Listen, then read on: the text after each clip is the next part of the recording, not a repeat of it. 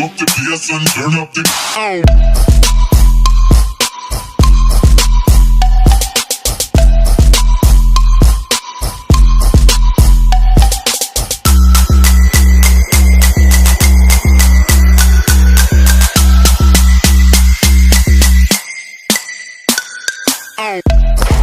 Hey guys, welcome back to Jacked Fitness, where my name is Jack and educate you about fitness. Today we're going to start a series that I'll do on occasion, and if you guys ever want me to do any specific movements, I will be happy to do them if they fit into the series. So basically it's just called Movement Wars, and we're just going to compare two similar movements and see which one wins out based upon what you're trying to do, what you're trying to achieve. So I'm going to give 7 different protocol, but understand that all of these are just going to help you select which one's better for you. It doesn't mean that one movement is better over the other. For instance, with today, we're going over the bench press and the overhead press.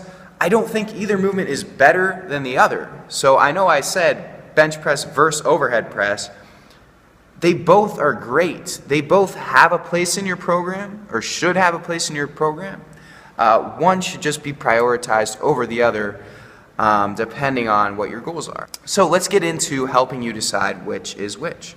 With the bench press, when we're talking about absolute strength, it definitely is better than the overhead press. Easy way to make that completely clear is you're never going to find someone who can overhead press more than they can bench press. So if you're looking to develop absolute strength, you probably want to choose the bench press as your priority movement when it comes to pressing. Now, with that said, the overhead press, when we're talking about functionality, is a far better movement. In order to properly perform an overhead press, it is corrective in nature to your posture, to your shoulder mobility, to your thoracic mobility, to your ability to maintain a neutral spine. The overhead press is going to require that out of your body. So just by doing it, you're going to be correcting imbalances in your body. You're going to be developing functionality. So if you're someone who that's what you're looking for, you're probably going to want the overhead press. When it comes to aesthetics, they both have their benefits. I didn't do a lot of benching when I was younger, because somewhere along the line, somebody told me that benching was dangerous. That's just because a lot of people think that movements, some exercises are dangerous. Dangerous. They're not dangerous if they're performed properly. It's more so if they're not programmed and performed properly, because they can lead to imbalances. If they're fit into a properly designed program, they're not going to be inherently bad for you. With that said, because I didn't do a lot of bench, I didn't get a lot of development in my lower chest. It's a lagging area for me. Now, I'm not extremely concerned with aesthetics to begin with, so that's not huge to me. But if you're someone who is really focused in on aesthetics, you're looking to build your body and make it look good, which is perfectly cool, then you're going to want to prioritize the bench press over the overhead press if you want a bigger chest.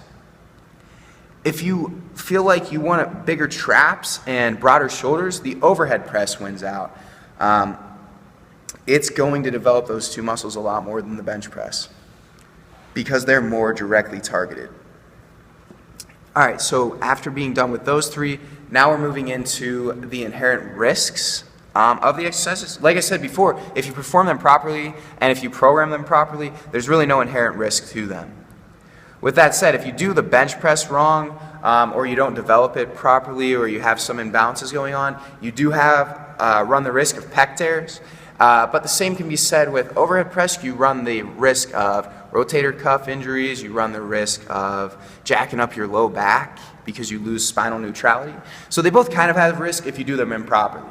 But when it comes to, in general, the bench press is probably a little more risky, just because if you drop your overhead press when you're standing, guess what? You can get out of the way pretty easy. If you drop a bench press, it's just going to fall down and crush your chest, crush your throat. So it hit your teeth. I know a guy who knocked out his front teeth while he was benching in his basement. So in general, I guess you could say benching is more risky, but that's only if something really goes wrong. So, the final protocol we're going to go with, and this is more so for those of you who care about maybe how you're perceived, how your strength is viewed, you're probably going to want to pick the bench, and that's just because more people are going to be able to recognize what a good bench press is, what a strong bench press is. If you can bench press 315, like everyone knows that's a good bench. If you can overhead press 225, which is arguably a greater feat of strength than a 315 bench press, there's going to be people who are like, oh, that's just 2 plates on the bar. That's not that great.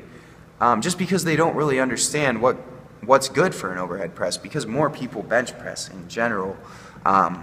So I'd say if you were really looking to be just respected for your strength by the general population, bench press is going to be the one you want to pick.